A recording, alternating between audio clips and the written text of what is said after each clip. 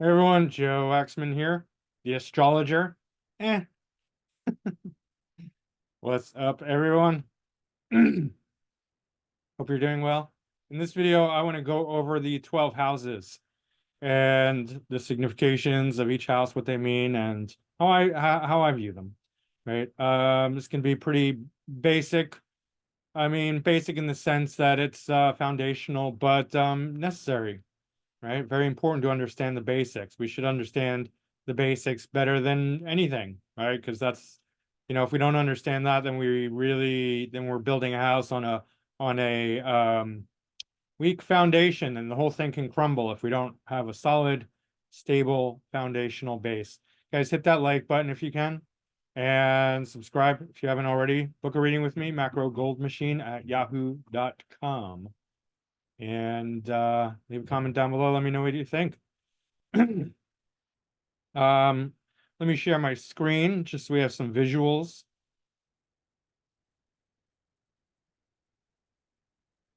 All right, so this is just the transits for right now, which we're not even going to use. You know what? Let me just pull up a random chart just because it'll be easier.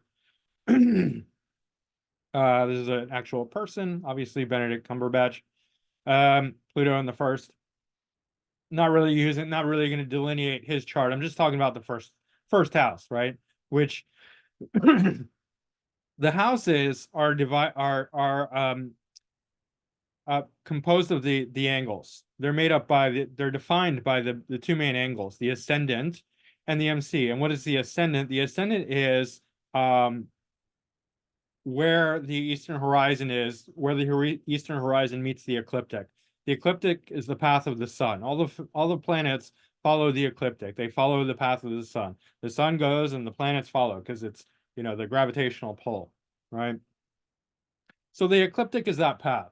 The horizon is the spin of the Earth, right? So what we're talking about, what represents us. This is critical to understand, right? Because there's kind of confusion. People can't ground astrology in real life. It kind of lives out there in the abstract realm. They're like, oh, we're the sun. This is always this stupid thing. It's like, come on, guys. Like, I don't want to make fun of you, but we're not the sun. Like, we can't be the sun because we don't live on the sun. It's stupid. It's a stupid idea. It's a dumb idea. Like, we're not the sun. The sun is our personality, and a lot of people, not most people, a lot of people can't fathom that we are anything but our personality. Now, granted, the sun is the biggest, most massive thing in the solar system, and everything follows the sun, right? So it's a huge part of our personality. It's the bulk of our personality, right? We see so much reflected in our sun sign, usually, right? There could be mitigating factors to that. But generally speaking, we see so much of our personality reflected in our sun sign. People easily confuse that for who we are because they don't know that we are not our personality. The sun, yes, is our personality. It's the bulk of our personality. We are not our personality. We're the same way we're not the sun, right? Like it's just plain and simple. What are we? Well, we live here now. Like, touch your body. You want to know who you are? Like, get down to it. We're not our body if you want to get really into it, but we are more our body than we are the sun, right? Like, we are more here than there, right? The center of us is here, not in the sun, right? Like, so where is the center of us? It's represented primarily by this axis, the ascendant descendant axis, because this is the spin of the earth. Let's go to hours. Watch. Like, just to illustrate this, right? This is the earth spinning. Let's slow it down. Go to seconds. Okay, it's still going. But you could here, I'll do it like this. Just switch these around.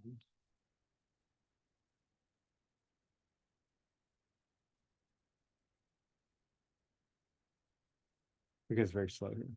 Minutes. See, this is the Earth's rotation. Okay. Now, the reason that the ascendant is the most representative of us is because it represents our location on the earth, right? It's a literal thing. It literally represents us because there's nowhere else where the angles are going to be the same. You can be born at any given time, and the sun will be the exact same degree minute down to the minute arc minute for everyone born in everyone around the world, right? All the planets will be exactly the same, pretty much, right? With minor variations. And there could be 10,000 charts that are almost exactly identical. The only thing that's going to be different, the only thing that's going to mark your individuality, your uniqueness on in space and time are the angles. That's it, right? Yes, the planets, but not down to your unique who you are as one single person among 8 billion people, right? There's 8 billion people in the world. How are you going to tell you apart from everyone else? It's not your sun sign, right? That's not it. It's just like we're not getting down to grounded reality if we're thinking we are the sun represents us. It's just not practical. It's not grounded in reality or fact or truth or anything like that. It's just kind of this abstraction that's like confusion, right? So I don't want to dwell on this too much, but the ascendant is the representative of the Earth's rotation in relation to us in a specific place and time, and so is the MC. The two angles together show our individual uniqueness. One of 8 billion. One of 8 billion. That's the only thing in the whole chart that can represent you as an individual, right? Like I really need you to understand this. It's the most fundamental thing as far as like what do the houses represent? What do the signs represent? The angles are the only thing in the whole chart that can represent you, one person out of 8 billion, because they're the most sensitive. Nothing else, everything else is crude. Everything else is going to represent, lots of people, right? The sun at a specific degree is going to represent every single person around the world born at that time. And that's a lot of people, and there's no individuality there. It's not individual. It's very general. It's very public. It's very global. It's very objective. It's not personal. It's not subjective. The subjective thing about any individual chart are the angles and the subsequent houses. It's extremely important to understand that. If you don't understand that, you don't understand what the houses are, right? And when somebody says the ascendant is the mask, they don't understand astrology. Just immediately, like that's like they might have a fancy, big house or whatever built on quicksand. It's like, what good is it? You didn't understand the basics. Everything else from there is just not. It's like useless, right? It's like your house is gonna fall over. You build it on mud or quicksand or like shaky ground, right? It's so when you hear the ascendant is the mask, that's an astrologer who just doesn't understand astrology, or they're just very new, or they just don't have the capacity to really go very far in astrology. That some people are like that, that's it is what it is. Like, but they're not understanding astrology. The ascendant is not the fucking mask. It is you. It is the most sensitive part. The ascendant, the angles, both angles, ascendant MC, right? So really understand that. That's not, it's not really hot topic of debate. Like it shouldn't be, because it's just this. This is it. This is the answer. Like it's not really, there's not really much else to say about it. These are the only thing in the chart that can really represent you as an individual. Nothing else can, right? Not the sun, not the moon, not Venus, not Mercury, right? The angles and then the respective relationship to the planets, right? If you have Pluto rising, whatever planets are rising, whatever planets are in the first house. All right. But let's get into what is the first house. So that being said, the first house represents us, right? It is it is us in our core. Yeah, the sun represents our personality. We are not our personality. There's something more subtle, right? When something is very sensitive, it becomes subtle. The angles are very sensitive because you move around, the angles are going to move, right? You do a relocation chart, the only thing that moves are the angles and the subsequent houses. It's nothing else. Those are the most sensitive. It's like a microscope, right? Where you have the coarse tuning, and then you have the very fine tuning. The angles are the very fine tuning, right? That's the thing that makes it exact. It's so, yeah, anyone can understand this if you have like a good working brain. It's just very simple, right? Planets that are angular, particularly particularly on the ascendant, are going to have everything to do with the individual nature of the person, right? It shows up in the face and the body a lot, but it's not just that, right? We see Venus conjunct the ascendant, and the women are beautiful, and it's way more pure expression than conjunct the sun, right? Some astrologers will look to the sun, like they'll say like the sun conjunct this planet, the sun conjunct that planet to be like representative of that energy. But the sun's going to destroy the subtlety of whatever planet it's near, right? It just does that, and that's why we have the thing called combustion. Even if it's Kazemi, it's not like it's all of a sudden gonna the planet that's Kazemi, the sun, is not gonna all of a sudden be like have like some a pure expression. It's still blending with the sun. You're not getting a pure Venus when you have Venus Kazemi. You're getting Venus with the sun. It's still combining its energy with the sun. So you're getting a heavily diluted Venus when Venus is conjunct the sun, or any planet conjunct the sun. It's mostly the sun flavored. It's like Venus flavored sun. That's what it is. Right? Any planet conjunct the sun, it's that planet flavoring the sun, right? You're only going to get the pure expression with the angles, particularly the ascendant, right? So in this case, Pluto conjunct the ascendant, and that's why he's so good at the roles he plays, right? Like these very, very intense roles. He's super intense, and then like the Libra kind of balances it out, makes it more palatable, easy to take, right? Pluto and Libra is not nearly as bad as people make it out to be. But anyway, that's another story. The ascendant is also a place of awareness and mental awareness. That's why Mercury gains such dignity conjunct the ascendant, because now we're becoming really aware of whatever planets are there, right? So if you have Mercury there, then you're going to become, it's going to influence the looks, but it's also going to influence your mind, right? So the ascendant also has a lot to do with your thinking, your mind. In the same way that Pluto conjunct the ascendant will make you very strategic, right? Very manipulative and psychological. So there is, it's like dawning awareness. Whatever anything is in the first house, that's the thing that you're really aware of. That's the thing that you become intimately aware of, right? I have Uranus in the first house. I feel this impulse all the time in my thinking, my actions, my behavior. It's always like I just have this need to be different. It's retrograde. I have a need to be a bit shocking, right? To be an outsider, to be rebellious, to not be a part of any group, right? Even if it means people don't like what I'm saying or doing, or it's like I'd rather it's like I feel stupid if I'm just following along. So I'm more willing to be wrong but independent than right in a part of a group, if that makes sense. Even though I think most groups are not very right because they're just groupthink and they're kind of dumb. But it makes me feel stupid when I'm just following along. Some people feel safe and secure. I feel dumb. Right? I just feel like a fucking idiot when I'm just like, I'm a part of a group now. I'm a cult of one, basically. So but that's Uranus conjunct the ascendant. And I'm trying to explain like whatever's conjunct the ascendant is going to be so deeply, intimately part of yourself. Not necessarily part of it's going to show in your personality. It's going to shine, it's going to come out of your personality, but the main thing of your personality is the sun. But this is like to the core, right? To your core. So yeah, face, body, the mind, very much that I don't think that gets represented enough as far as we're talking about like the ascendant, because it's awareness. This is the first house is where you become aware, like as opposed to the 12th house where we're unaware. Now we gain awareness, like the planet's rising and we're aware of it. The sun rising, now we're become very aware of it, right?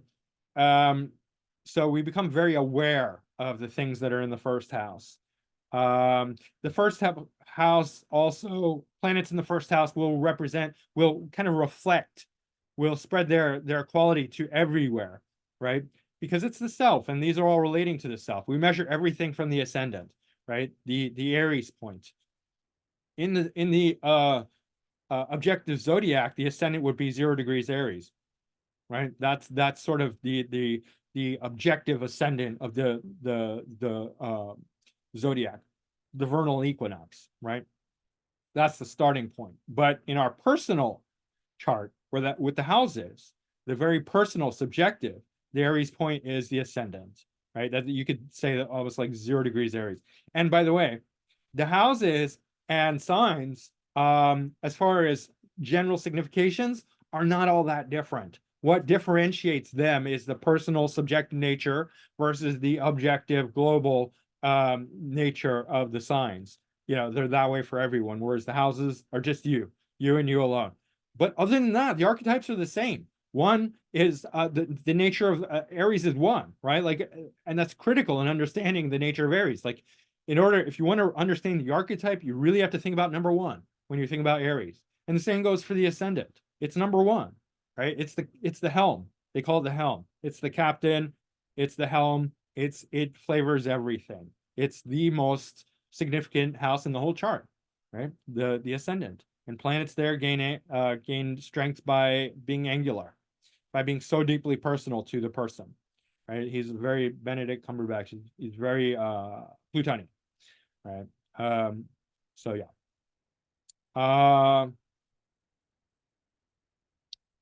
Yeah, like if you have Venus here conjunct the ascendant, it's such a pure expression of Venus. It's the really, like, that's the way, if you want to see the purest expression of any planet, look at it conjunct the ascendant, right? Way more than the sun, way more. Like the sun, like I said, I'm just repeating myself, but it burns up the subtlety of whatever planet is near. It's just like in physicality, like you can, just look at the sun. Like if you have like a whole pile up of planets and they're all conjunct the sun or combust the sun all around the sun, even Cazimi, in real life, like in real life, in the real world, if you go look at the sun, you're only going to see the sun. It's the same thing. Any planets near the sun, it's just the sun. You're going to get the flavor. You're going to get an energetic quality. But it's very different from like going out at night and seeing Mars, seeing Jupiter, seeing Venus in the sky, right? Or seeing the full moon in the sky. Very, very different, right? Those are a pure expression. And they're going to be retrograde too, because the sun and those planets most likely are going to be opposed. Anyway, yeah, pure expression on the ascendant. True self. Right? True, authentic self on the ascendant. I'm trying to think if there's anything else. Yeah, no, that's pretty much it. Obviously, the ascendant lore is going to be very significant, but we're not talking about that. Yeah, the face. This is like the raw. I know some people were like, "Oh, the ascendant is how you dress and how you show up," and that's not. That's the second house. It really is. The ascendant is just like you naked. You in your naked, pure form, right? Like that's who you really are. The second house is where we get all the adornments, everything that comes after you being naked, right? Whatever your clothes you wear, whatever hairstyle you wear, jewelry, makeup. It, of course, is the assets, the money, the bank account, the voice, right? Either speaking or singing. Actors have tons of second house placements a lot of times, right? Let's just pull up another chart for variety. Let's get a nice second house here. All right, Gina Davis. That's an intense second house, but anyway, whatever. We'll go with it. It's actually third whole sign house. Let's pick another chart. Jennifer Aniston. This is a good one. All right. Yeah, very obvious second house with the Mars and Neptune and Scorpio, right? Very, very sexy way she presents herself. Hot, intense, scorpionic, beautiful, sexy. Neptune, Mars and dignity, Mars and domicile. Anyway, yeah, the second house is definitely deals with, but it's, sometimes people are like, yeah, it's just about your assets. It's about your bank account. Like, come on, really? Really? Like we have all these associations with Taurus, but we're just gonna be like, yeah, the second house is about how much money you have in the bank. It's stupid. It's fucking dumb. Like we need to be a little bit more intelligent and subtle about astrology than that. Um, it has so many significations, and it represented by number two. It represented by all the things that come after the first house. It is our self-confidence, our self-esteem, how we present ourselves in the world, how we show up in the world, how we appear in the world to others, right? Yeah, it's our voice, it's our consumption, it's our money habits as well, right? Our spending, but all these things go together. It's our self-confidence, our self-esteem, right? Planets that are, like a poorly dignified Saturn in the second house can make somebody like um really think, have really poor self-esteem, have money issues, low confidence, just completely doubting themselves and showing up like just kind of like, like they're nobody or nothing, or just like, and until they can overcome it, maybe they take some time to gain confidence, to gain appearance. They're not dressing well, they're not behaving. And people who don't dress well, it's because of you know uh, the sextile 12th house, right? Because subconsciously, that it's that relationship. They don't feel like they are worthy, or I because I've seen this, like people with just really poor self-esteem, right? They're just like, they always make themselves look like shit, and then they get what they believe about themselves, because they're just like, I'm not a worthy person. I'm just gonna be, you know I'm gonna show up like I feel, which is shit. So I'm gonna show up looking like shit, and then I'm gonna get shit because that's what I think I deserve, right? Um, yeah. So that's the second house. It is has You'll see like actors, which, if you study chart, and one of the reasons I do so many charts is because a lot of people are not doing them and they're missing out. They're just not getting it because they're not looking at enough charts. They read a book or two and they're like, that's what it is. Well, maybe those people didn't read enough fucking charts, right? Like you have, and you, or maybe you're just not understanding it in the way that they're understanding. You have to do the actual work. You have to look at the actual charts. And if you look at the actual charts, you will be amazed at that, how like not every actor, but like tons and tons and tons of actors have strong second houses. Why is that? They're all rich. It's got nothing to do with that. It's not about money. It's about them showing up like a person, right? They're showing up with so much energy. That's the second house. They're showing up with all this presence, and it's coming out in their voice, it's coming out in their looks, it's coming out in the way they hold themselves, right? Second house can also be about beauty, right? Artists, you'll see a lot of artists with this, or designers, because they know how to make things aesthetic. It does have that correlation to Taurus, right? Taurus is all about beauty. Taurus is all about refinement, physical refinement, right? The fine things in life. You want to know the good quality things? Find a Taurus, right? Find somebody with a lot of Taurus placements or second house placements. A strong second house, right? They're going to know all the best restaurants, all the best clothing stores, all the best this and that, all the best everything, right? Quality, refinement, beauty, aesthetics, appearance, how you show up, how you going to present yourself. Are you confident or not? You know, yeah. What do you feel about yourself, right?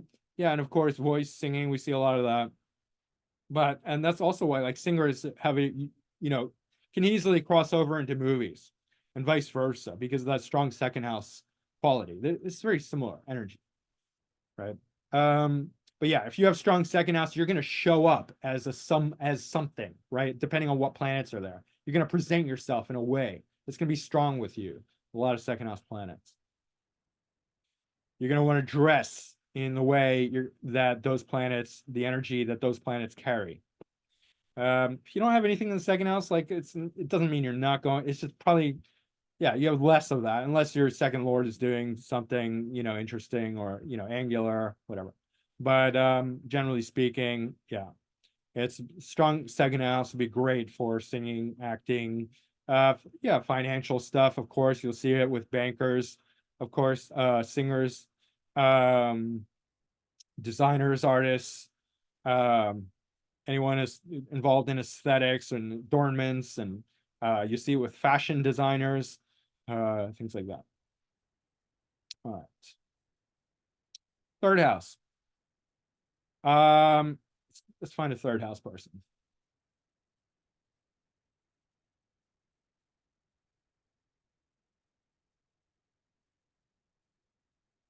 I don't know any of these people.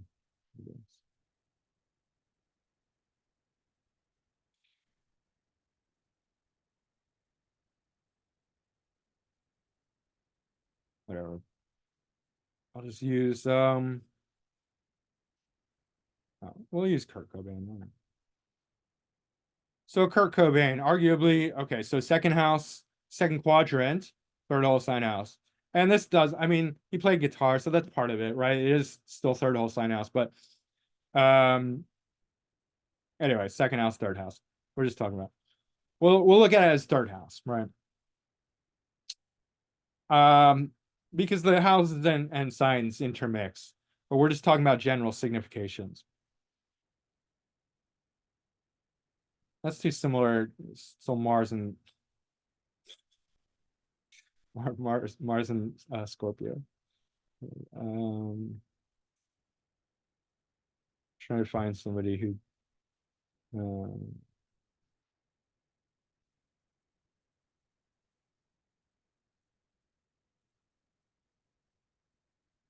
Jodie Foster. Fine. Jodie Foster. Not that it matters. I'm just being picky. All right. And now here we have fourth whole sign house, but third quadrant, third whole sign house, second quadrant. Anyway, the third house is going to be obviously about skills of the hands, the intellect, reading, writing, communicating, right? Friends, neighbors. It could be an aggressive house too, right? It could be a house where people express themselves in aggressive ways. It could be a fighty house. It could be sometimes you see sports in the third house because short distance travel, drivers, um, it's involved with media as well, like radio, theater, those sort of things. A lot of times the second house, third house intermix. Like you get singers with second house and third lord in the second house, second lord in the third house, right? Because the speech and the voice is complemented by the third house of expression, right? If you only have the second house and you have a singer, they're going to sing is notes. They're not going to sing words. The word we combine the second and third house because the third house is second house from the second house. It's that principle of the bhava bhavam. It's a Vedic principle. Second from the second is the third house. So there's a harmony there, right? And you will get a lot of the same significations as Gemini because it is that they're both the same archetype, right? One is more subjective and personal, the other is objective and global or universal, right? Um, so you get a lot of the same significations. And another note on that, people reject this idea that houses and signs follow the same archetype because they think it makes them sound more intelligent. It doesn't, but that's what they think. They're like, oh, we have to reject that. That's too simple. That's the psychology behind it. They're like, we need a more complex approach because we're really intelligent people. So we have to put different significations in the signs and houses. And sometimes it works. Sometimes it makes sense, right? But it's not because there's just a grab bag of associations that astrologers throughout the generations put into a hat and they're like, this belongs in the third house, this belongs in the third sign, right? And they're different, they're not related. No, they're the same archetype. Three is three, right? Don't get it twisted. Three is three. Third house and Gemini share the same archetypal nature. They fucking do. Like whether you like it or not, they do, right? They're both 3 points, triangle, right? That triangulation. That's critical to understanding Gemini's intellect, right? The house of the intellect. The house, you'll see scientists there, intellectuals, writers, communicators, fighters, anyone who works with their hands, right? Whether it's skilled, guitar playing or communicating, right?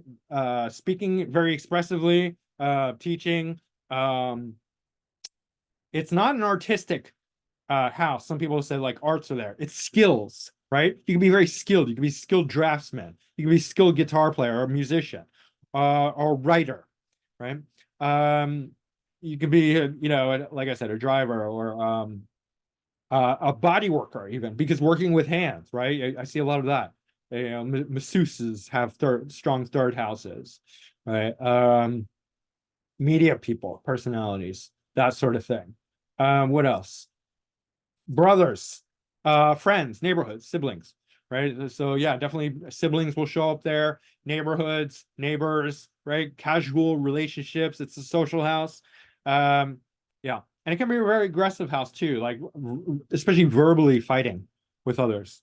If you have strong planets there, like Pluto, Mars, Saturn, combinations. You get a very strong expression, right? And then like if you have like strong second house and third house, then you can mix like, you know, singing and playing guitar, or singing and writing, singer-songwriter, or very skilled singing, or very skilled communications and speaking, actors, right? Who are really expressive, know how to express themselves really well, and have a great presence.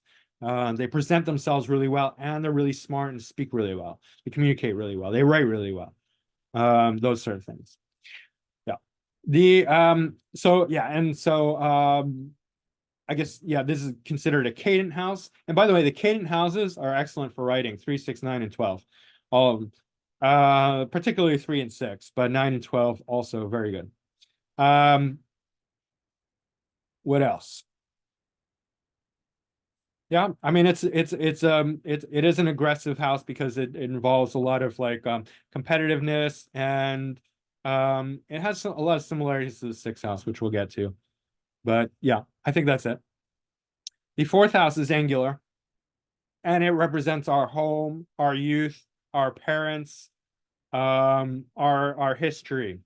It also can represent land itself, right? Or real estate, or anything brick and mortar. So this could be a restaurant.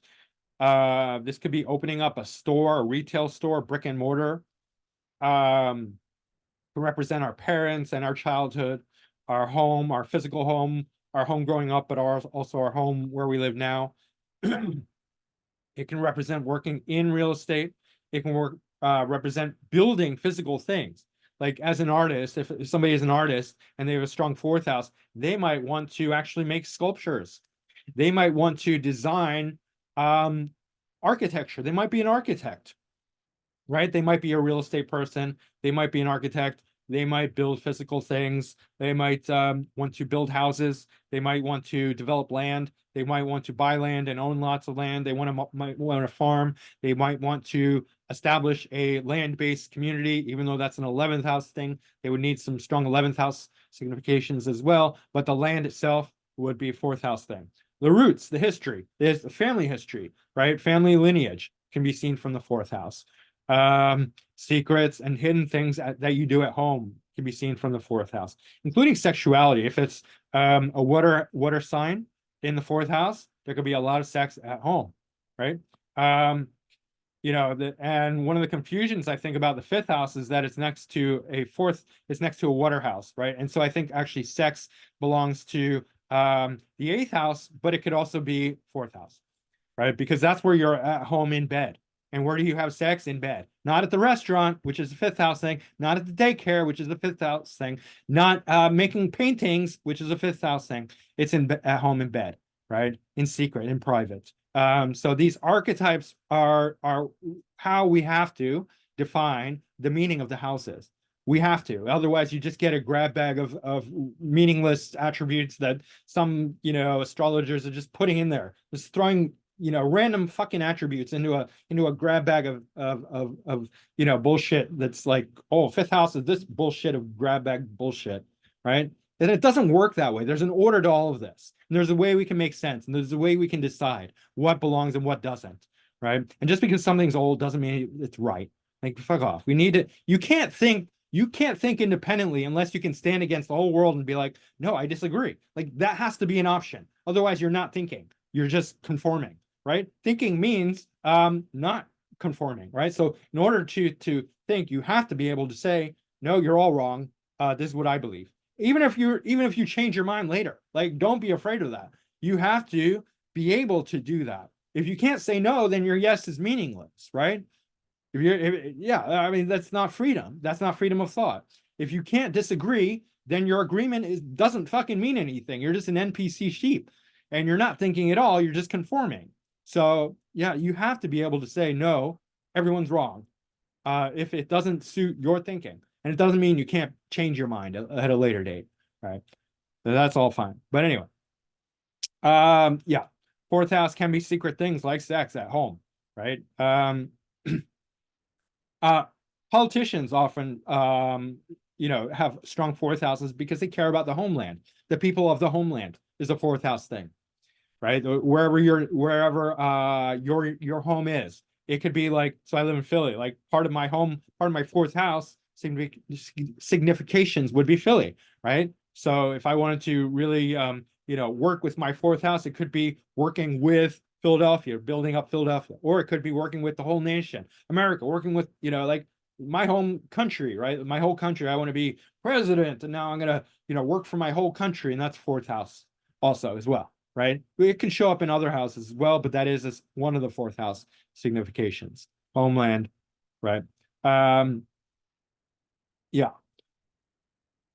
Patriotism will show up in the fourth house as well. People who love their country, love their homeland, love where they live, will fight for their, and it could include, people in general, not necessarily just land, but like family members, including tribes or extended family. Like maybe you want to fight for your people, whatever your people are, right? Whatever, however you identify your people as, that could be a fourth house signification. Um, Ethnic, racial, political, social, religious, whatever your people are, right? However you define that, that could be a fourth house signification. It could just be your family as well, fighting, like really just devoted to your family, wanting to protect your family or work for your family, serving your family, helping your family. Extended family, however you define family, right? Um,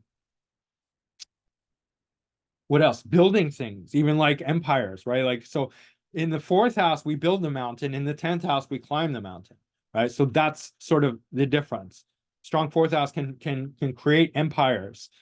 Strong 10th house will lead the empire, right? So it's about building things, right? From the ground up, from the foundations, from the roots. What else? A lot of secrecy can be seen from the fourth house, secret things that happen at home, literally. Um, there was another signification that I thought of, and just it popped out of my mind. Uh, it's a very physical house, right? So you can see strong, like um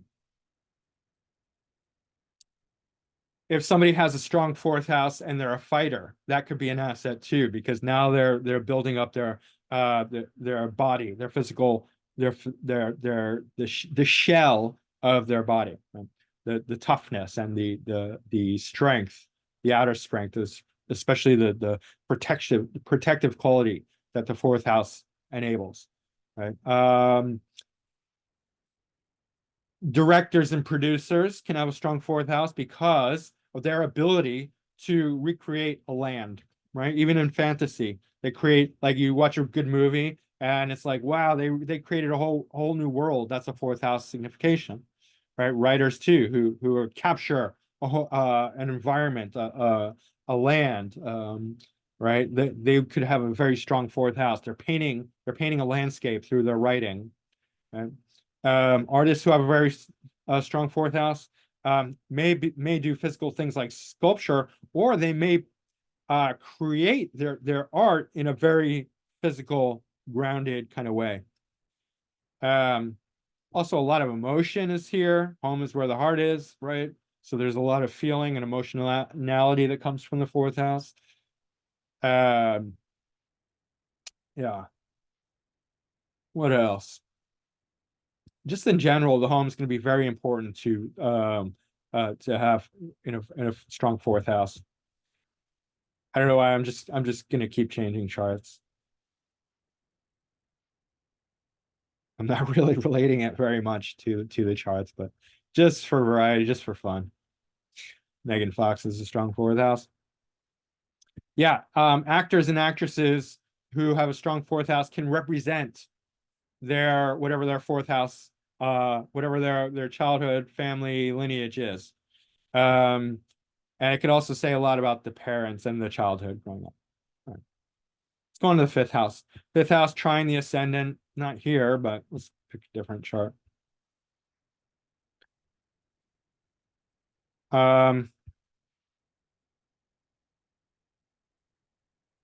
sure.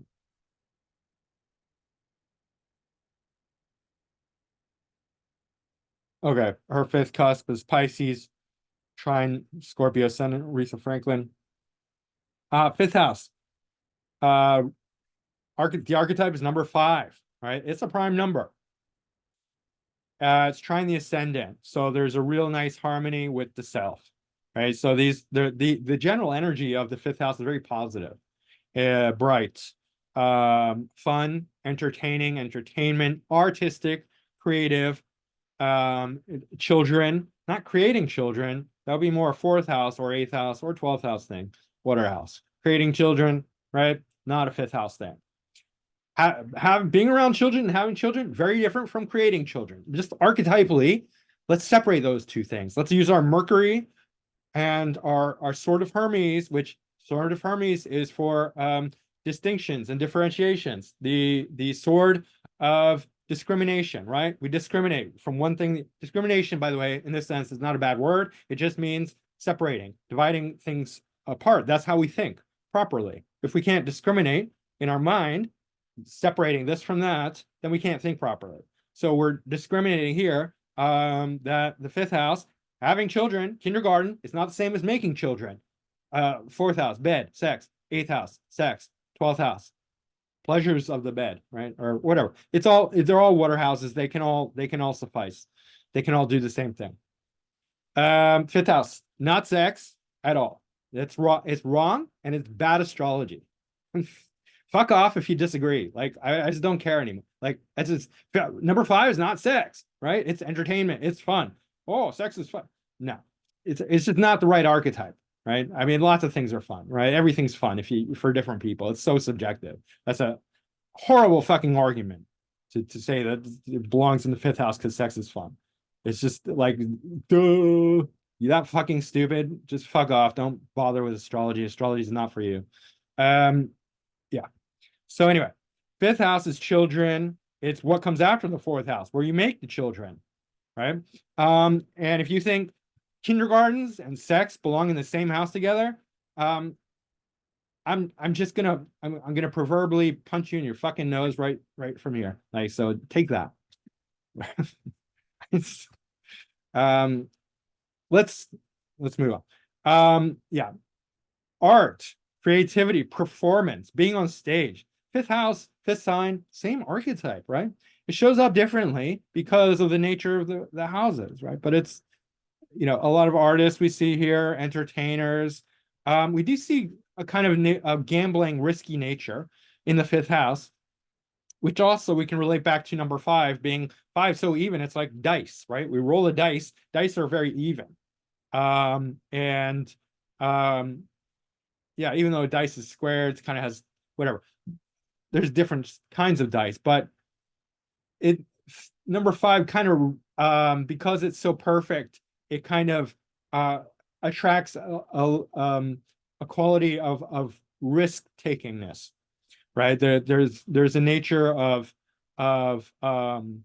speculation with number 5, speculative investment, rolling the dice, risk, gambling, having fun, entertainment, right? That's all part of it. Arts and crafts, children, all that. Yeah, it's such a well-rounded house that it can apply to so many different things, and it all works, right? The fifth house is a good house. It's trying the ascendant. It's a happy house. It's a performative house. It is involved in education, especially, basic education, basic spirituality. It's trying the ninth house. So the fifth house as well can be, we can see spiritual practices, almost like more mundane kind of spirituality, like rituals. I think even like spiritual books, I think, have been associated with the fifth house. It is the self blossoming in performance, right? Because trying the first house, originally a fire house.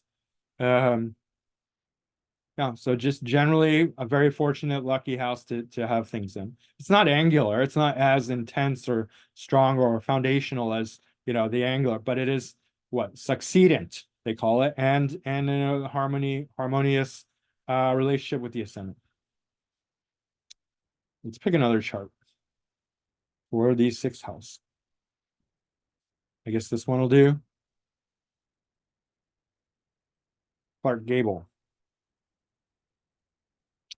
I mean, technically it's fifth quadrant, but sixth whole sign house. Anyway, we'll leave it at that. Um, sixth house. I want to find a writer. Maybe a writer.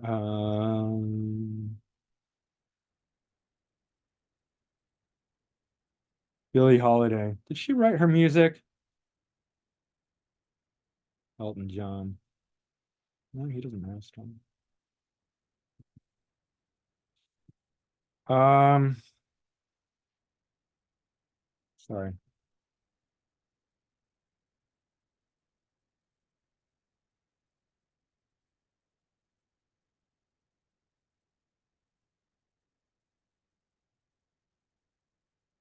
All right. Liza Minnelli. I don't really know much about Liza Minnelli. I'm just gonna leave it. I don't want to keep searching. Um, sixth house gains its nature from being in conjunct or quincunx from the ascendant. And that's not we can't really um unrelate these two things, the quincunx aspect and the nature of the sixth house and Virgo, right? Number six. It's very significant to the nature, both the aspect that it represents and the nature of Virgo and the nature of the sixth house. Number six, right? It's not even. It's composed of two threes, two Geminis. Like that's important to think about when when you think about the nature, the archetypes of number six, which is the sixth house and the sixth sign Virgo, right? In the imagery of Virgo, it's a lady holding up what, a sheaf of wheat and a sheath of wheat, like a bunch of wheat and some herbs, right? One in each hand, but that's also archetypally related to number six, which is divisible by two and three, right? So like a a Gemini in each hand is a Virgo archetype. So if Virgo is going to fight, they're going to fight well with both hands, right? If they're going to fight with weapons, it's going to be one in each hand, two daggers, right? Or two swords, or two of anything, because it's that nature of dual wieldingness is a Virgo sixth house archetype. In practical reality, it's excellent for writing. It's excellent for competition. It's excellent for service to others, right? It's excellent for having a job and being, doing daily mundane routines, having a boss, right? Because here we're in relationship in this house because this is one of the houses. Sixth, seventh, eighth are all relationship houses, right? But in the sixth house, we're coming underneath. We're serving others, right? And we have a boss in the sixth house. So if you have a strong sixth house, you're likely to have a boss and a job. And that could be your thing. That could be your thing for your whole life, potentially, right? Depending on other factors. But you're probably okay with it because you like serving others. You like being part of a team or whatever in a service position. It can, relate to small animals. Um, so we'll see a lot of that service to small animals, helping small animals. We see a lot of competition and fighting in the sixth house because even though it's coming underneath the sixth house, it's less than equal in the sixth house. And this is not like, don't get it twisted. It's not a bad thing. It's just an archetype, right? I have a Virgo moon, right? So, I'm very familiar with that kind of energy. Um, yeah, so there's this a servitude aspect in the sixth house, serving others, but that could be very spiritual as well, right? Service, especially like in a lot of spiritual traditions, is one of the key components of the spiritual practice. Service to others. That's how you resolve karma. That's how you purify yourself. So that's really strong in the sixth house. Fighting competition because of the sort of wanting to validate, wanting to move up and find equality with, when you're in the sixth house, because you're the underdog. You are the challenger. You are the contender in the sixth house. You're the one vying for the higher position, but you're not there yet. The sixth house is very academic, right? It's you see this a lot with writers, with people who are behind the scenes, editing, writing, um, producing, directing, creating, but from a service position, not necessarily from a spotlight position. Although sometimes you'll see it with people who have magazines, talk shows, TV shows, anything repetitive, anything where there can be repeat um, series, right? Even movies where there's like, a whole, um, what's it called? Trinity or a series of movies, right? A whole bunch of movies that go back to back to back. That will be seen from the sixth house as well. That repetitive quality. Just daily mundane stuff is sixth house as well. Like cooking is seen from the sixth house. Decorating the home is seen from the sixth house. You can see from the fourth house. You can see stuff from fourth or second as well, right? But a lot of times you'll see great chefs with sixth house things. Um, yeah, writers, right? Academic types, hard workers, lawyers, right? Because also involving with conflict, also health. This is a house of health, right? So anything health related, people who like go to the gym a lot or just really concerned about their diet, concerned about, all the latest health stuff, sickness, people who get sick have, planets in the sixth house that may not be in good aspect or dignity, right? Or the sixth lord. um, yeah, it makes you work hard and be diligent when you have a lot of sixth house planets placements.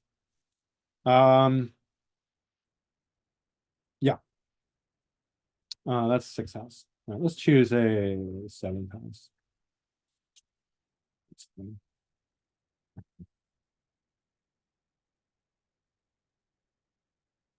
Paul Newman. Why not? All right, seventh house. Now, seventh house opposite the first house, right? And if we just follow traditional astrology and they're just like, oh, the old people had it right and the new people fucking stupid, don't know anything, right? We'll say, well, the seventh house is opposite the ascendant, therefore it's very Saturnian. And forget about the nature of Libra. This is all Saturn. Stupid, right? They're just so mesmerized by the thema mundi. They're just trapped by it. They're just like complete. They're in a cage, trapped by the thema mundi. They can't get out of it. They're like, well, the thema mundi said it's Saturnian. Therefore, all oppositions are Saturnian forever and ever and ever. Never mind that Libra has nothing. It's not Saturnian. Anyway, Saturn is exalted in Libra, so there actually is a connection. It's just not the main one, right? The nature of the opposition is not Saturnian, not primarily. It's Libran, Venusian, right? It's about relationships, the seventh house. It's about other people, good or bad, right? And we do see competitiveness still in the seventh house, right? It's not just sixth house. We see a lot of times fighters have strong oppositions. Right? So it's literally about facing an opponent, but it can also be about, marriage, right? Or business partnership. Or the masses, people on stage sometimes have big seventh houses, strong seventh houses. They're on stage and they're like the crowd represents the seventh house, right? Or that, they're both represented. It's the relationship, it's both. It's them and the crowd, but it becomes very personal when you have it in the seventh house versus the 10th house, which is impersonal, right? Less person, it's personal to you, but it's less personal, it's more public, right? But these are personal relationships. It's aspecting the ascendant, right? But it's other people. So yeah, marriage contracts, legality, law is seen from the seventh house because any sort of agreement, handshakes, right? Anytime you're signing a contract, anytime you have to fill out legal forms, judges, the judge is the seventh house. The judge is the Libra nature. Referees would be a seventh house. So you have like the challenger, the heavyweight champ, and in the middle, you got the referee, right? You get the judge in the middle. You get the critic in the sixth house. You get the judge in the middle.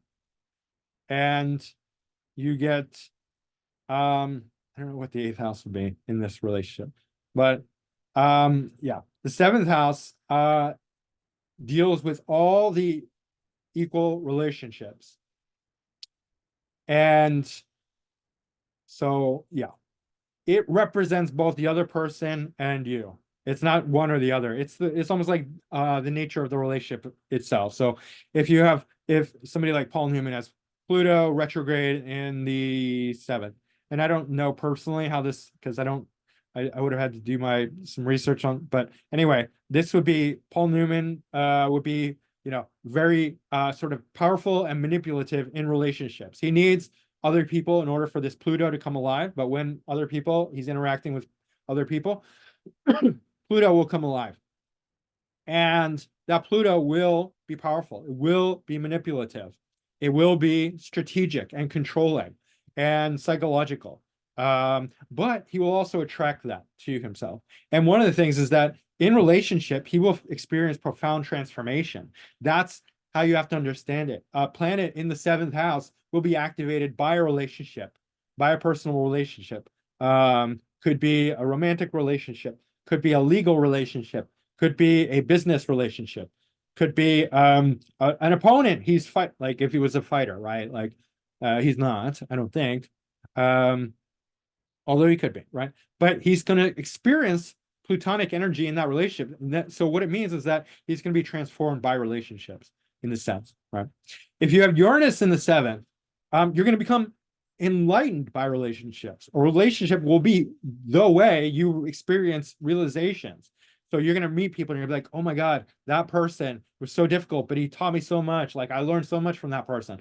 Oh, that person, I just gained like so much wisdom, and they challenged me. It was, crazy, but I just really leveled up from that relationship. So that's the sort of thing that you can expect from relationships or from the seventh house. I have Mercury in the seventh. So that's a natural, like I need to talk to people, especially as a Gemini sun, Virgo moon, right? This suffices for my Mercury, right? I also have Jupiter and South Node. So it's like I have a need to sort of, put out my Jupiterian philosophy in relationship to other people. It's just natural. It just comes out that way. I'm not trying, it's not a efforted thing. It's just what I do. Mercury and Jupiter, I'm just going to talk about all kinds of stuff, right? Anyway, astrology, particularly, or social issues. But yeah, so equal relationships is what the seventh house is about. Masses of people. And it's also the 10th house of the 10th house, right?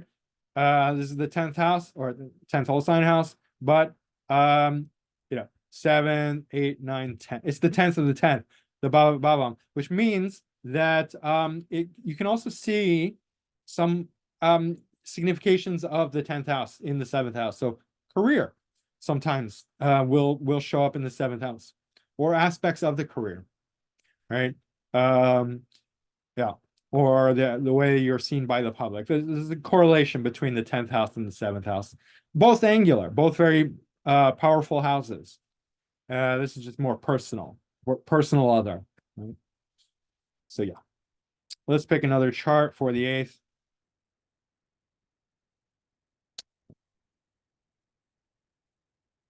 Yeah, well, no.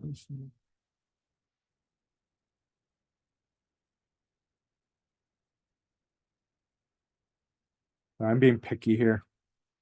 Let's go Lou Diamond Phillips. I don't think I ever looked at his chart. Ooh, look at that. Oh my gosh, that's all red. Wow. Lou Diamond Phillips. That's intense. Super intense. All right. I mean, he's got Venus and Chiron and part of Spirit and the 8th whole sign house, Pisces, but whatever. 8th house. Very personal house. Very personal. All the houses are personal. 8th house is also relationships, but where we are one above, right? We were below in the sixth house, we were equal in the seventh house. Now we're above in the eighth house, and that's why it's a powerful house. Yes, it has a difficult nature to the ascendant, inconjunct or quincunx, right? So there is a difficulty that we experience with the eighth house. We can experience crisis, trauma, death, right? And I'm not looking at this from an outsider's perspective because I literally have Sun and Venus in the eighth house. So I'm not like, oh, you have no idea what you're talking about because you haven't experienced the malefic nature of the eighth house. I've experienced the malefic nature of the eighth house. It's the story of my life, right? A train hit and killed my brother when I was 10 years old. I suffered immense, terrible trauma, not just because of the nature of the thing, but because of my age, right? People don't understand that. It's like way different experiencing trauma as a fully formed adult compared to when you're a kid. That shit messes you up, right? So anyway, nice little psychological insider note. But anyway, yeah, I know what the price to pay for the eighth house is. There's it could be crisis, right? It could be death. It could be transformation. It could be you know, relationships that are imbalanced, right? Powerful relationships that are one-sided, where one person is dominating the other. The nature of dominatrix and submissive is, well, the dominatrix is eighth house, submissive is sixth house, right? So when you get like all that like kinky stuff, dom and sub, what it was, sadomasochism, that sort of thing, that's very much relating to the sixth and eighth house, not so much seventh house. Seventh house is nice, happy, well, not necessarily happy, but marriage, right? Where we're equal, right? Eighth house, not so much. Eighth house is like, I've done equal, now I want more than equal. Eighth house is more than equal, right? So sixth house is less than equal. Eighth house is more than equal. I need a little bit more than my share. Just to be honest, like that's the kind of nature of the eighth house. It's very dominant energy. It's no, we're the champion. And we paid the price for it. So we are the fucking champion because we're strong enough to secure the champion spot. That's the nature of the eighth house. The eighth house is shared resources. On the low end, it's shared resources like you have money. I think that needs to be my money. I'm going to take it, right? Like criminality. That's the nature of criminality. It's very much an eighth house theme. You see that a lot with criminals, especially organized crime. Not so much like serial killers and stuff like that. That's more like fourth house, 12th house stuff. Well, I mean, it could be all different, but you see a lot of like, yeah, organized crime with eighth house things because it's that kind of nature. It's like, yeah, we're going to share resources, but it's not going to be equal, right? I'm going to share it. I'm going to take it. And that's what I call sharing. Deal with it, right? Because I'm strong enough, because I'm powerful enough, and because I can, and because you're not strong enough, therefore I'm going to take it, and therefore I fucking deserve it. That's the psychology of the eighth house. Eighth house is also very psychological, right? You get into the nature of the other person. That's why psychology. It's a water house. So you're getting into the psychology of the other person. You understand their psychology. You understand their psychology better than they understand their psychology. What are you going to do with that psychology that you understand better than they do? Well, you can take advantage of them. You can manipulate them. You can control them. And that's a very eighth house theme as well. Controlling other people, manipulating other people. For better or worse, right? Like you can do it. You can be a real criminal mastermind with a full eighth house, right? Strong eighth house. Other other signs. It could be complicated, but there could be more than one influence. Obviously, there usually is, but strong eighth house will create that. It could also create the very strong energy for defeating others in competition, right? Being the boss, being the master. Eighth house is the house of a boss, personal boss, right? Not necessarily leader, a public leader, that would be a 10th house, but personal boss, right? Mob boss, secretive boss, hidden boss. That's an eighth house theme. Working in secret, working like in secret organizations, right? Like CIA and things like that, KGB, Mossad, mafia, all that sort of hidden secrecy where people are like, doing shit that's not necessarily legal, but they're getting away with it because that's their thing. That's what they do, and they're powerful, and they're living in secret. Eighth house is also secret, hidden things like caves and mines and um, oil, gold. Literally, like people with strong eighth house can work in oil. They can work in like steel mines, gold mines, anything underground, hidden, like digging underground, deep underground. Um, right? Like Elon Musk with his North Node and Mars digging holes in the ground. Obviously, Aquarius is going to make it change the nature of that. But yeah, like oil, strong oil well, like Rockefeller, I think, has some eighth house positions with the oil.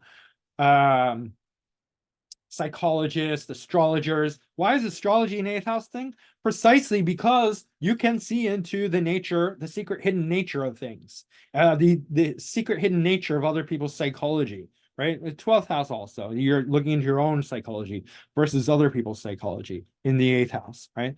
We have to compare and contrast, and that's how we get the full nature of the archetypes of the houses, right? Yeah, so shared resources, charity, even like where a person can raise money.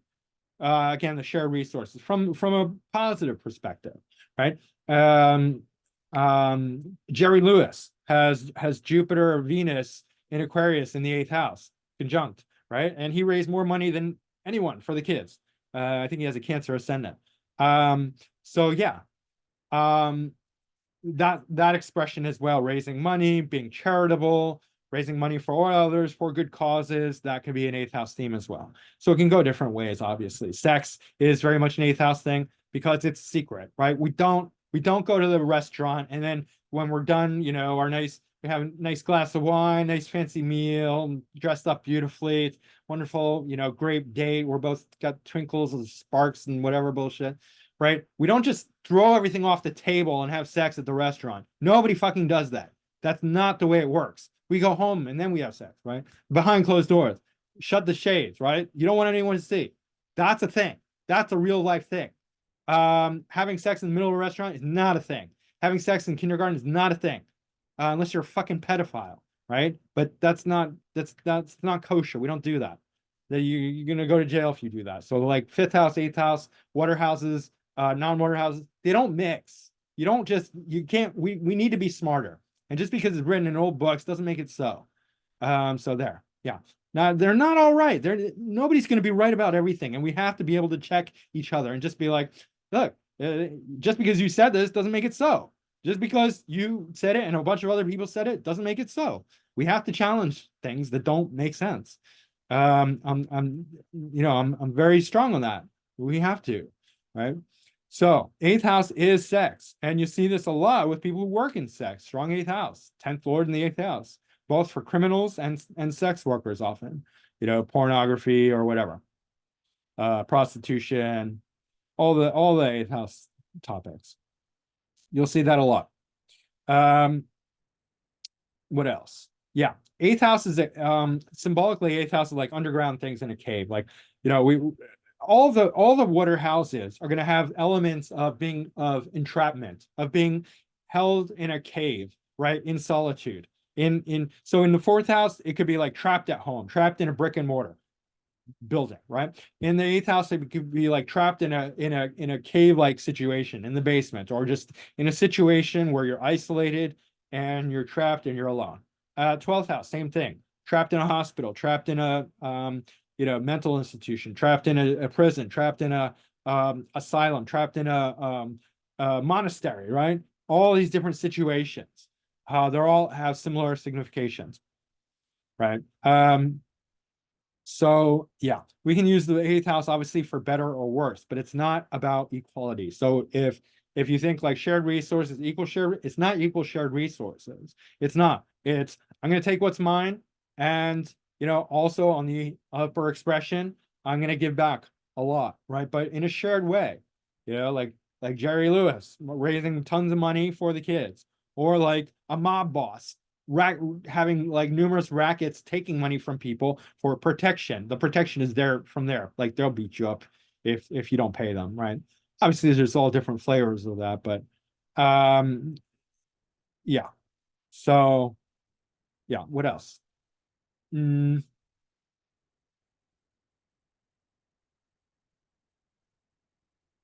you just see a lot of grit coming from the eighth house, right? Rawness and grit and toughness and like just kind of like dominating behavior.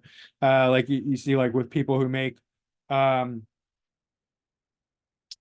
those kind of like heavy hitting movies. Like I think like Sylvester Stallone has a pretty strong eighth house, and you get movies like Rocky and like Fight 'em Up, Bang Bang, you know, movies where you're just like Adrian. I don't know. I mean that's Rocky, but you very sort of powerful movies that or themes, archetypes come from the eighth house. Um, where you win and you're champion and you're boss and you're top dog and you get what's yours and that kind of vibration. Also psychic stuff, right? All the water houses, right? Psychic intuition, um, really, really authentic psychic, like water, um, type stuff like this. In fact, fire ascendant have the water houses, right? Anyway, let's keep going. Ninth house. Let's pick a ninth house person.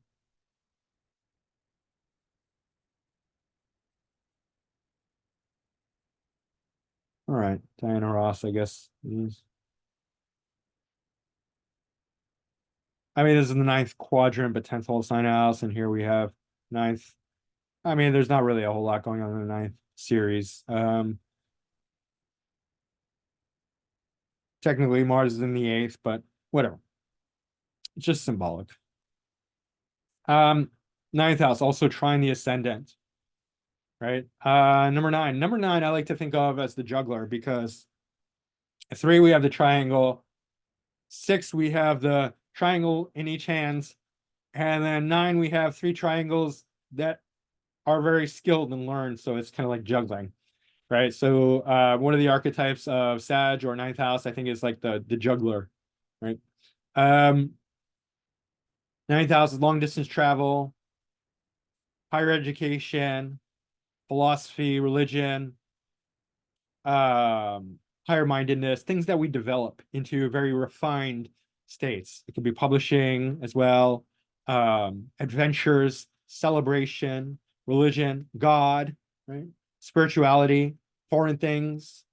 These are all ninth house things. Going on adventures, and it has that very positive quality because it's trying the ascendant. So like the fifth house, it's a very happy house. It's a very lucky house. We experience a lot of luck from the ninth house, a lot of good fortune, a lot of abundant, positive, successful, happy feelings.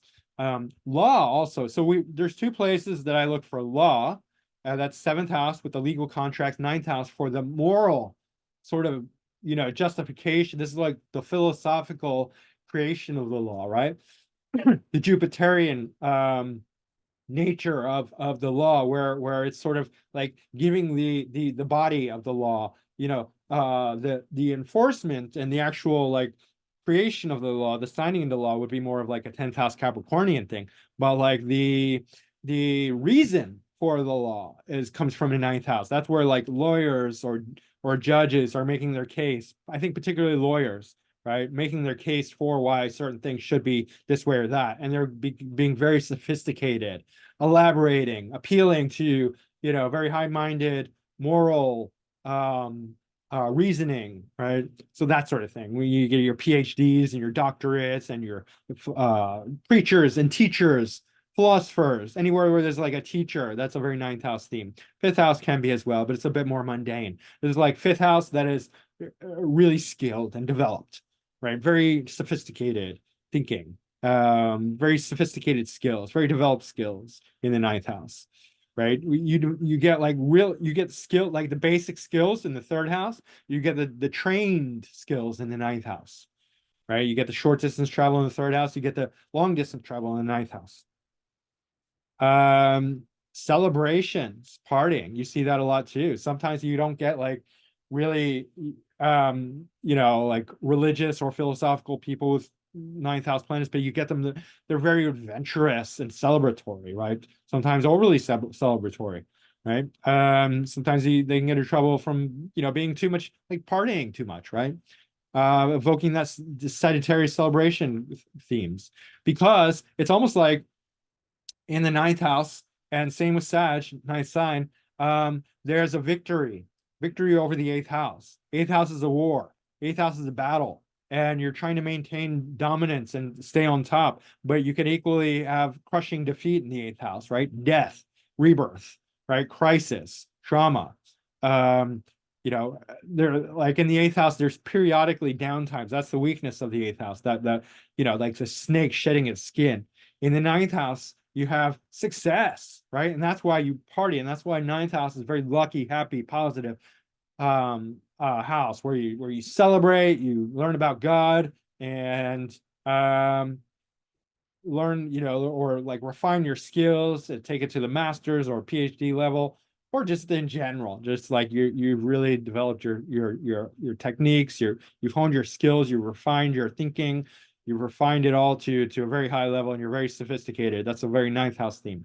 Spirituality, teaching, right? Teachers, gurus, that sort of thing.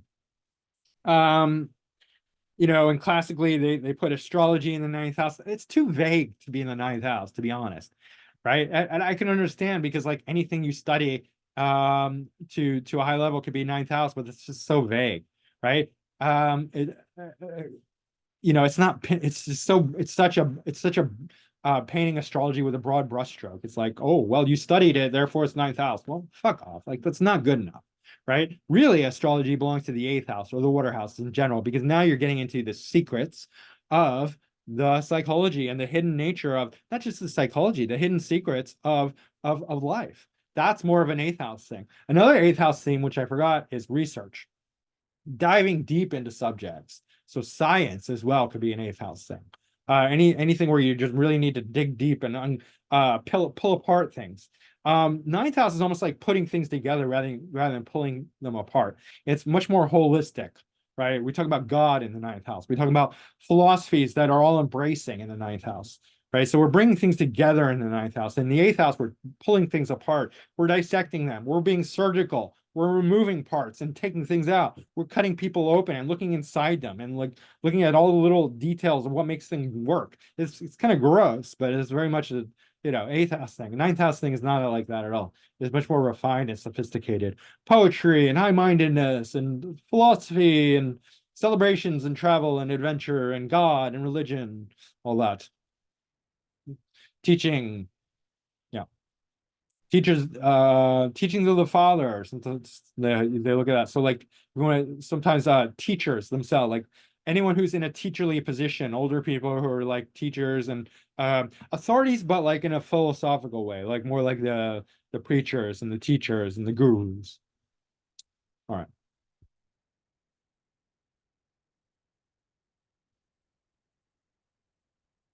Let's look at the 10th house. We've got Frank Sinatra, Neptune and Leo in the 10th. So definitely an artist signification here. Anyway, 10th house, angular, right? One of the two angles. One of the two main, one of the heads of the two main angles, of the two angles, right? 10th house, technically this is the 11th whole sign house, but we'll just call it 10th house. 10th house is all about our public appearance, public image, our authority, our career, how the public views us. I mean, the MC is kind of like our calling, right? But the 10th house is our job, so to speak. I mean, sixth house could be our job, but 10th house is where we lead, where we are pushing into the public, right? It shows public leaders as opposed to like the seventh house, which is much more personal. This is personal for us, but it's not personal in relationship.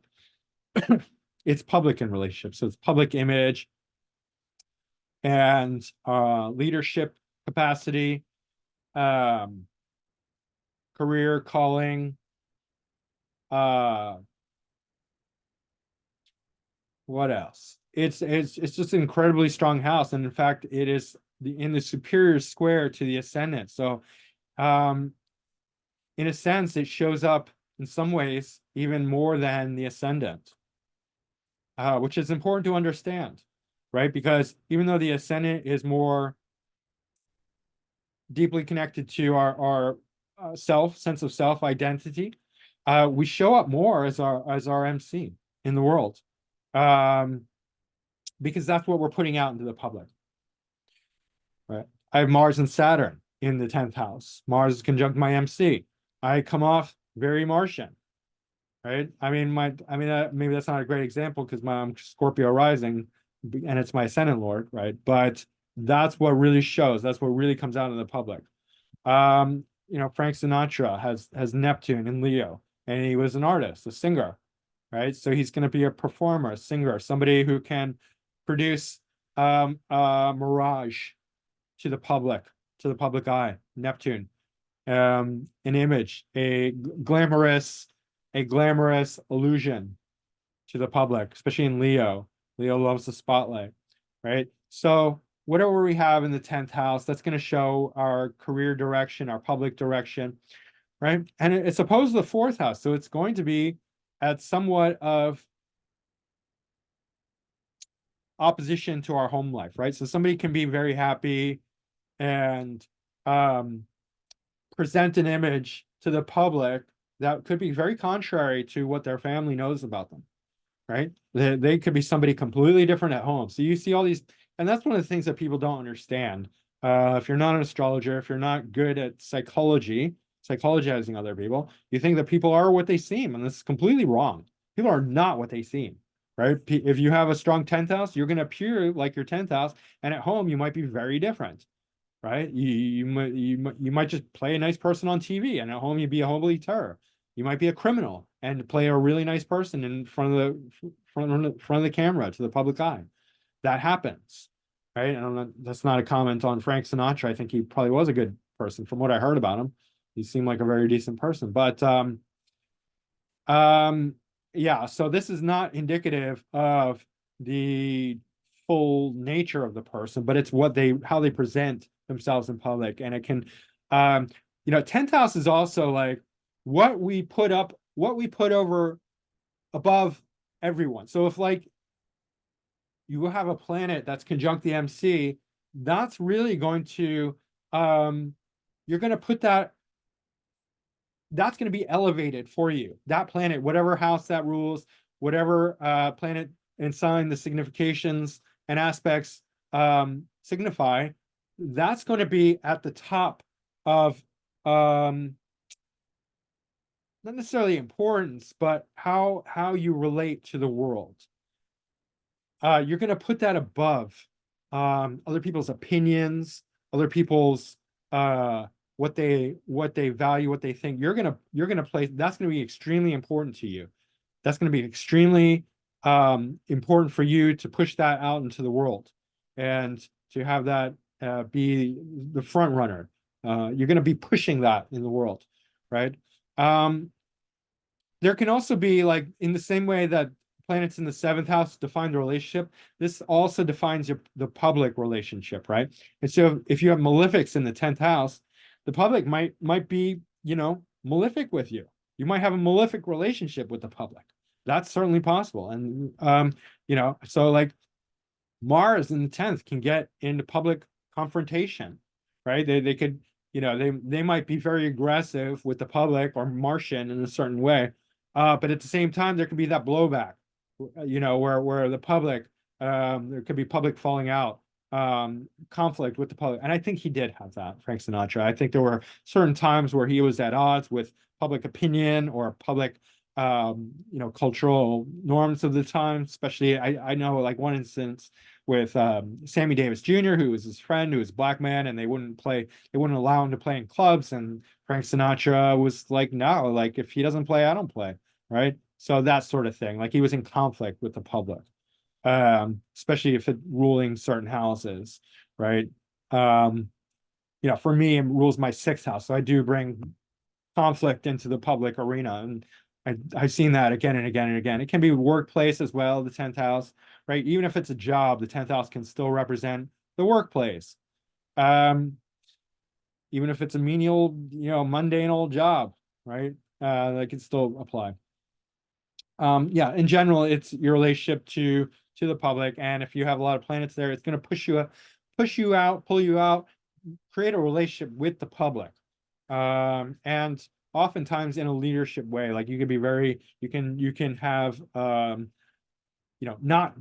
have a boss when you have strong 10th house placement. You can be a boss when you have strong 10th house placement. You can be a leader, a public leader.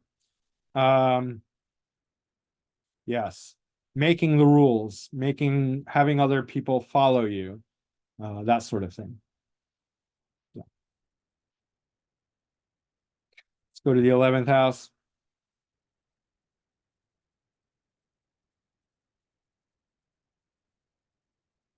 Oh, he's John Travolta. Got Jupiter and Gemini in well, technically this would be the 12th, this 11th quadrant, whatever. Not important. It's just for looks. 11th house. 11th house is, in order to understand the 11th house, let's look at all the water houses. Sorry, air houses.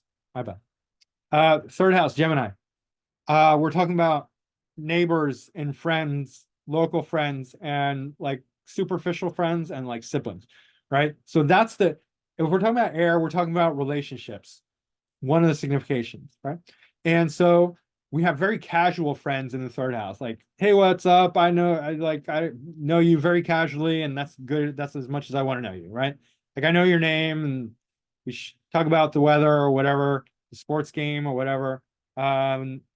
And that's cool. That's fine. It's very superficial, very easy, come and go, casual in the third house. In the seventh house is one-on-one personal relationships. It can be more than one-on-one. It could be, one-on-one counseling, right? One-on-one husband, wife, girlfriend, boyfriend, friend, even. Sometimes you see one-on-one for just friends. You can see friends from the seventh house, right? One-on-one personal friendship, business partnership, all that. Or even sometimes the masses, right? In the 11th house, we're getting even more complex. It's number 11. That's important to factor into your equation. That number 11 is a prime number, but it's a very complex prime number. Imagine number 11 in your head. It's just complex. 11 dots. What does it look like? It looks like many different things, right? But it's complicated and it's prime. It's not divisible by anything. It's just this complicated network, right? Of points.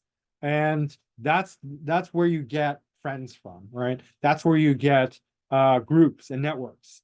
It is the house after the 10th house. Therefore, it is the success of the career, what the career produces. So it is also a money house. Second house and 11th house, both money houses, right? Career success. So it doesn't say whether you're going to have a career or not. It says how successful your career will be. It'll say how popular you will be, right? Do you have a large following or not? Are you able to be popular? Do people love you? Do you have a lot of friends, right? Strong 11th house can create a lot of friends, a lot of followers, a lot of success. It can create cults, right? 9th house can create cults too, more from a religious side of things. 11th house can create a cult following. Lots of people following you, loving you, being your hero, or you being their hero, right? Friends in general. It can also have very high level abstract thinking, right? Because 11, prime number 11. It does have Aquarian theme. So like, social awareness shows up in the 11th house. Politics shows up in the 11th house. Being aware of the whole world shows up in the 11th house. Being concerned with the whole world shows up in the 11th house. Being concerned with how are we going to run society? What does that network look like? Right? What does that grouping look like? Are we going to create laissez-faire, free market capitalism, or Marxist communist socialism, which I don't want, but I'm just as an example, right? With that comes up, that's 11th house topic. 11th house could be related to music because of the vibrational nature of number 11, which is represented by the glyph of Aquarius. Yes, we are relating these two. They're not the same, but they are connected. They're not separate either, right? 11th house does relate to Aquarius, right? Just as all the houses relate to the same number sign that they have, they are archetypally related to. So yeah, all these significations are part of the 11th house. Politics, social issues, also like brilliant thinking, like invention and abstract thinking. Somebody who's very good at stock markets, right? Or markets, investments can be seen in the 11th house because that vibrational nature. What do you think those charts are? That's an Aquarian archetype. Looking at like the charts with the zigzaggy lines, only in Aquarius, not only in Aquarius, but like that's very Aquarian, right? They, in order to understand that, like Uranus, Aquarius, that should be strong in your chart. Other factors can play into it, obviously, of course, but that will be a good indicator of that. Yeah. Siblings, I've heard, also can be seen through the 11th house, but I mean, it's trying the third house, so why not, right? Probably someone 7th house too. Like if you have like a brother or sister who you're really close to, in a one-on-one relationship, that could be seen from the 7th house, right? So yeah, all the trines of any house can have similar signification. What else? Understanding systems and networks. So like you can be very techy in the 11th house, right? Very computer, internet oriented. 11 strong, like people who are always online, have strong 11th houses usually, or at least a planet in 11th house, one or more. They're always online, always involved in groups and networks, right? But you can be like a computer programmer if you have certain planets in the 11th house. Networker, social networker, right? Dealing with people, dealing with social situations, um, businesses that are very socially oriented, just working with lots of groups and networks, group organizers, community leaders, communities themselves. Land-based communities can literally be represented by the 11th house, right? You can have like a natural community or any kind of community where it's not, where it's like, 4th and 11th house, a land-based community, literally, right? A farm where other people are partaking. Um,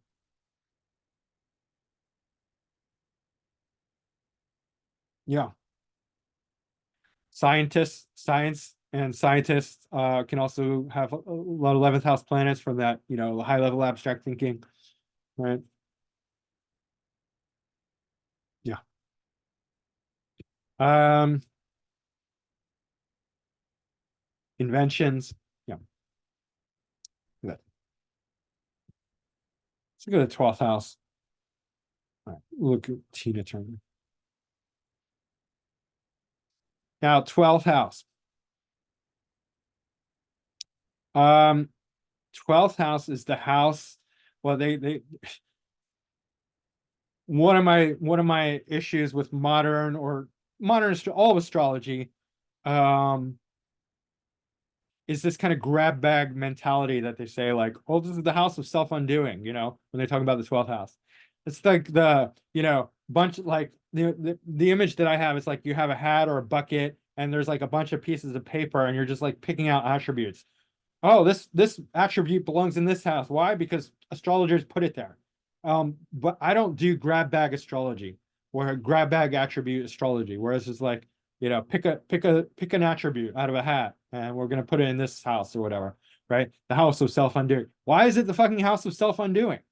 Because it's the house of subconscious. Like we have to put it in order. These are self houses: 12th, first, second, right? This is pre-conscious, conscious, post-conscious, right? Um, this is the mind or the hidden mind. This is the aware mind and the physicality, and this is what comes after the physicality, everything that you show up in the world with, right? See, these are all self houses and they reflect each other. The second house reflects the 12th house, right? If you have like a bunch of planets in the 12th house that make you like fearful and negative and doubting, like a bad Saturn and, Pluto, you know, Venus and Virgo retrograde, it's going to show up in the second house. Um, it's the house of self-sabotage because these are this is the area where you're not conscious, but it's running you, right? If you look into psychology, we are run by our unresolved subconscious debris, whatever, karma.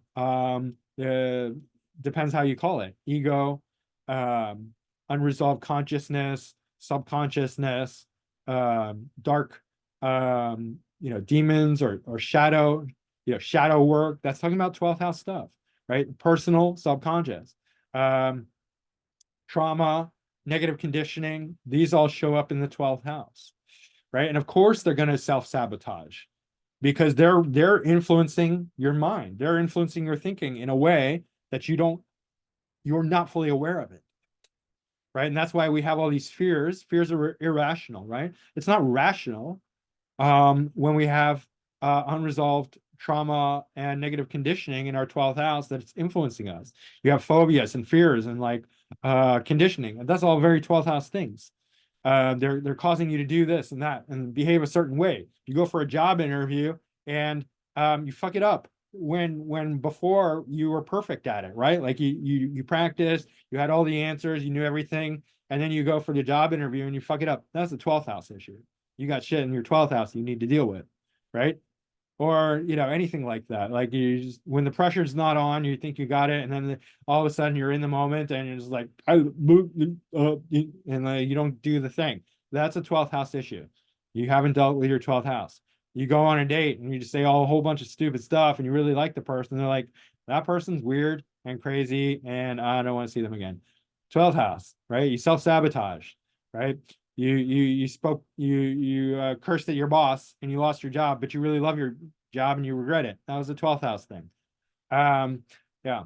12th house can also be foreign things, right? Foreign lands, exotic places. It has similar significations to the 9th house. It does. I mean, it literally can represent foreign exotic things.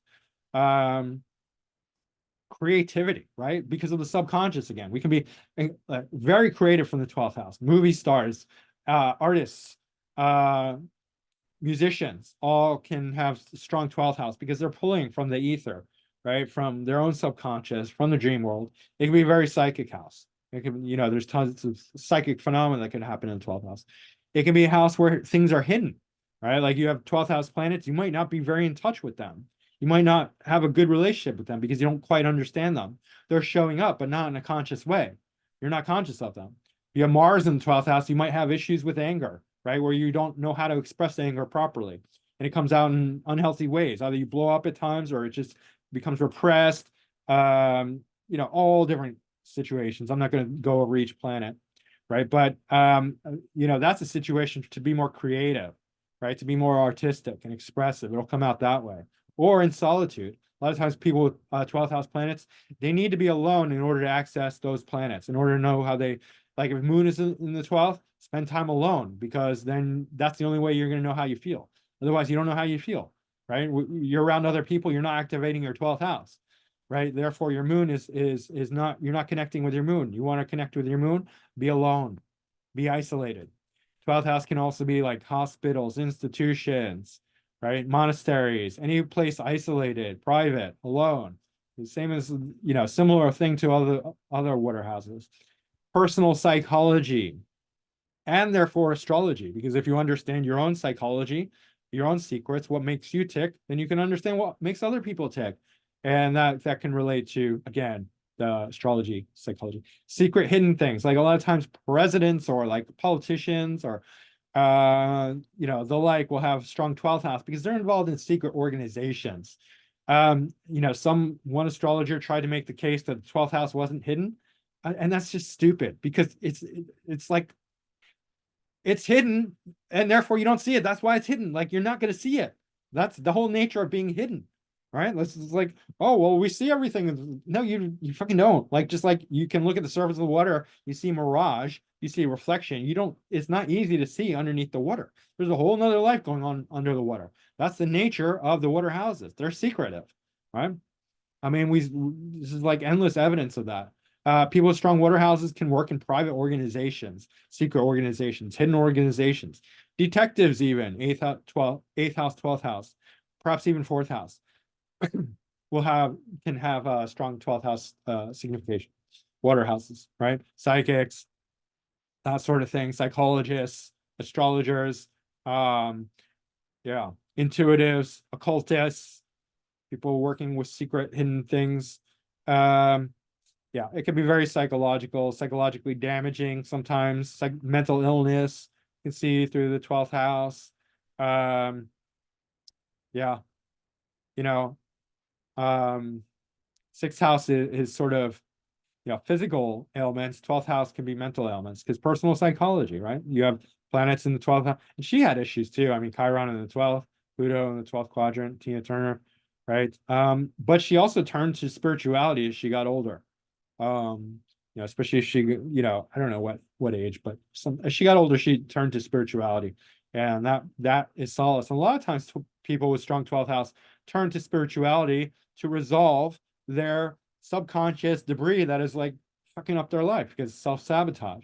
But at the same time, it's the house of self-undoing. It can also be the house of self-doing, right? You can be very self-empowered through the 12th house if you do the work, if you do the shadow work and clean up the psychic debris of the 12th house. Yeah, I Pluto in the 12th. I have to constantly work on that. It's a daily routine. I meditate every night before bed. That's my routine. It calms my mind. It helps me have a wonderful sleep because my mind is rid of all the I've processed all the psychic stuff from the day, all the things I ran into online or in person that's got me wired up and is rummaging around in my brain. I process that, then I can sleep, right? That's very necessary to keep that area clean, to have peace of mind. Um, yeah. Another analogy for the 12th house is like the angel and the devil sitting on your shoulder, right? It's not just the devil, unless it's maybe like Pluto and Mars and Scorpio and Saturn, all three of them, right? Maybe not even that, but maybe, this is one example, right? Um, depending on how they're aspected. But anyway, um, yeah, there can be some difficult positions in the 12th house, but the resolution is shadow work and creativity, right? Therapy, good therapy, right? Anything that can help you express all that.